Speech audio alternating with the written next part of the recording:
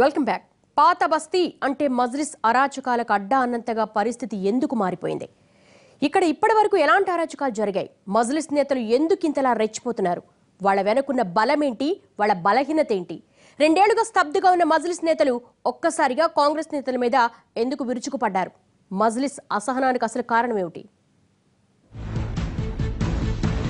Old సిటీకి పర్యాయపదంగా మారిపోయిన party Majlis.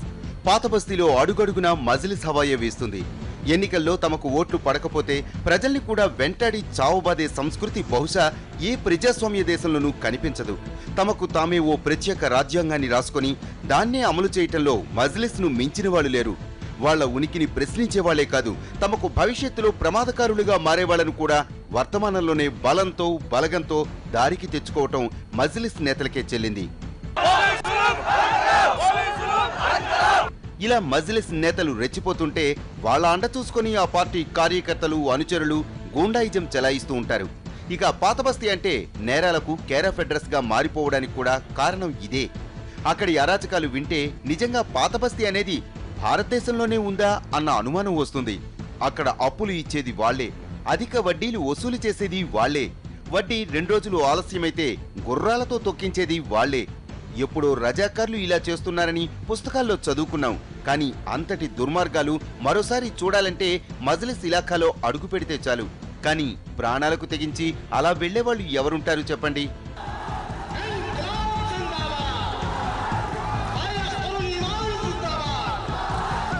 ఇక అసదుద్దీన్ ఓవైసీ ఎన్నికల వేళ లాఠీ పట్టుకుని వీధి రౌడీలా ప్రవర్తిస్తారు. ఇలాంటి నాయకులకు పాలకులు గౌరవించి సత్కరిస్తారు కూడా. 2014లో మజ్లిస్ ఎంపీ అసదుద్దీన్ ఓవైసీకి సంసద్ రత్న గౌరవం ఇచ్చారు. ఇలాంటి వాళ్లను నిలువరించడం మానేసి ఇలా గౌరవిస్తూ పోతే చివరికి ప్రజలకు మిగిలేది కష్టాలు, కన్నీళ్లే.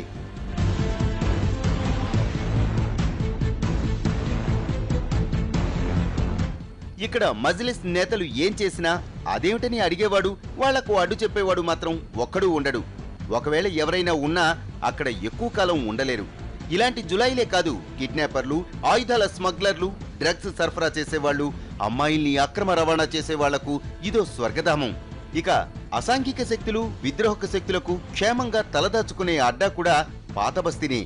ఇంతలా పాత బస్తీని నేర సామ్రాజ్యంగా మార్చేసింది, ఇలా అక్కడి వాళ్లను ఈ కీచక ప్రవృత్తికి అలవాటు పడేలా చేసిందెవరని అడిగితే వచ్చే సమాధానం ఒక్కటే: ఇక్కడి ప్రజల్ని భయభ్రాంతుల్ని చేయటం ఆ పార్టీ నేతలకు గన్నుతో పెట్టిన విద్య.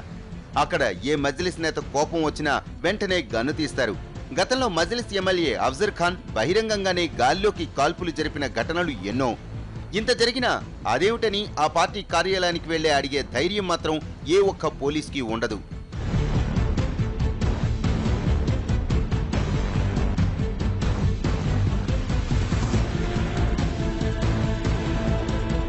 ఇలా అరాచకం మాటున భయం గుప్పిట్లో పాత బస్తీ వాసుల్ని ఉంచటం వెనుక మజ్లిస్ వ్యూహం ఒక్కటే: ఓటు బ్యాంకు రాజకీయాలు. అందుకే పాత బస్తీని ఏమాత్రం అభివృద్ధి చేయటం లేదు.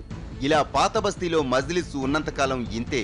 వాళ్ల పట్టు అక్కడ కొనసాగినంతకాలం పాత బస్తీలో అభివృద్ధి అన్నది శూన్యమే, అసాధ్యం కూడా. ఒక ప్రజాప్రతినిధి మీద ఇలా నట్టనడివీధిలో పట్టపగలు దాడి జరిగితే బాధితుల్ని అదుపులోనికి తీసుకోవడానికి 1 రోజు పట్టిందంటే మన పాలకుల రాజకీయాలు ఏ స్థాయిలో ఉన్నాయో అర్థం చేసుకోవచ్చు. ఇక్కడ న్యాయం కోసం గాని, అభివృద్ధి కోసం గాని, ప్రజల కోసం గాని ఎవ్వరూ అడుగుపెట్టినా వాళ్లపై ఇలాగే దాడులు చేస్తారు. గతంలో సిపిఎం ఎంపీ మధు మీద కూడా ఎన్నోసార్లు దాడి చేశారు. అయినా వాళ్లను అడిగే నాదుడే లేకుండా పోయాడు. పాత నగరంలో 50 సంవత్సరాలుగా అధికారంలో ఎవరుంటే వాళ్లతో ఎంఐఎం పొత్తు కలిపి ఇష్టారాజ్యంగా మొత్తం పాత నగరం అంతా కూడా ఏ ఒక్క చట్టం లేకుండా ఒక అటవిక రాజ్యాన్ని అక్కడ ప్రవేశపెట్టింది. దీనికి వ్యతిరేకంగా ప్రజాతంత్రవాదులందరూ కూడా తిరగబడడానికి సిద్ధంగా ఉన్నారు. పోలీసులు, ప్రభుత్వ యంత్రాంగం సందర్భం వచ్చినప్పుడల్లా ఎంఐఎంకి ఒత్తాసు పలకడంతో ఈరోజు పరిస్థితి ముదిరింది, పాకానబడింది. బహుశా ఇంకా ఎక్కువ కాలం ఎంఐఎం యొక్క ఆగడాలు సాగవు అని చెప్పేసి నేను గట్టిగా నమ్ముతున్నాను. మతపరమైన అంశాలను కూడా తమకు అనుకూలంగా మార్చుకుంటారు. గతంలో ప్రఖ్యాత రచయిత్రి తస్లీమా నస్రీన్ హైదరాబాద్కు వచ్చినప్పుడు ఆమెపై దాడి చేశారు. తమకు వ్యతిరేకంగా వార్తలు రాసినందుకు సియాసత్ ఎడిటర్ మీద అశుద్ధం చెల్లారు. ఇలా అవకాశం వచ్చినప్పుడల్లా తమ ఉనికిని చాటుకోవడం వాళ్లకు అలవాటే. అందుకే 2 ఏళ్ల కిందట నిజామాబాద్లో ఓ బహిరంగ సభలో అభ్యంతరకర వ్యాఖ్యలు చేశాడు అక్బరుద్దీన్. ఆ తర్వాత ఆయనపై పోలీసులు కేసు పెట్టడంతో నాటి కాంగ్రెస్ ప్రభుత్వం అరెస్టు చేయించి జైల్లో పెట్టింది. ఇది 2 పార్టీల మధ్య అంతరం పెంచింది. అప్పటికే మేయర్ పదవి కోసం 2 పార్టీల మధ్య వచ్చిన విభేదాలు వాటిని మరింత రెచ్చగొట్టాయి. దీనికి తోడు ఇటీవల అసదుద్దీన్ ఓవైసీ బెంగళూరు వెళ్లినప్పుడు అక్కడి కాంగ్రెస్ నేతల నుంచి ఎదురైన పరాభవం ఆ అగ్నికి మరింత ఆద్యం పోసింది. ఇవన్నీ దృష్టిలో ఉంచుకొని కాంగ్రెస్ నేతల మీద అక్కసు పెంచుకున్నారు మజ్లిస్ నేతలు. ఇక గడిచిన కొన్నాళ్లుగా ఎంఐఎం అంటే పాత బస్తీ ప్రజలకు కూడా విసుగు పుడుతోంది. మిగిలిన నగరంలా తమ ప్రాంతం అభివృద్ధి చెందటం లేదన్న వాస్తవాన్ని అక్కడి ప్రజలు ఇప్పుడిప్పుడే గుర్తిస్తున్నారు. మిగిలిన ప్రజల్లా తమకు వినూత్న అవకాశాలు రావటం లేదని ఆలోచిస్తున్నారు. ఇంకా చెప్పాలంటే ఇన్ని దశాబ్దాల ఎంఐఎం సంఖ్యల నుంచి బయటపడాలని కోరుకుంటున్నారు. ఇన్నేళ్లుగా చిన్నా చితకా పనులకే పరిమితమై దుర్భర దారిద్ర్యంలో కొట్టుమిట్టాడుతున్న తమ బతుకులకు కారణం ఎవరో తెలుసుకుంటున్నారు. ఇకనైనా మారి తమ తర్వాత తరాలకు మంచి భవిష్యత్తు ఇవ్వాలనుకుంటున్నారు. గ్రేటర్ ఎన్నికల్లో పాత బస్తీలో పెరిగిన ఓటింగ్ శాతమే దీనికి నిదర్శనం. ప్రజల్లో వస్తున్న ఈ చైతన్యం మజ్లిస్ నేతల్ని తీవ్రంగా కలవరపెట్టింది.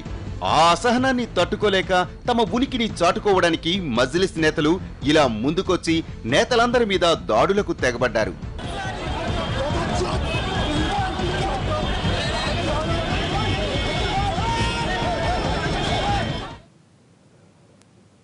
పాత బస్తీ ఎంఐఎం గుప్పెట్లో బందీగా ఉన్నంతకాలం అక్కడి ప్రజలకు అభివృద్ధే కాదు, స్వేచ్ఛ అన్న పదం కూడా దరిచేరదు. ఇది వాళ్ళ స్టోరీ బోర్డ్. మరంసంతో మళ్ళీ కలుద్దాం. నమస్తే.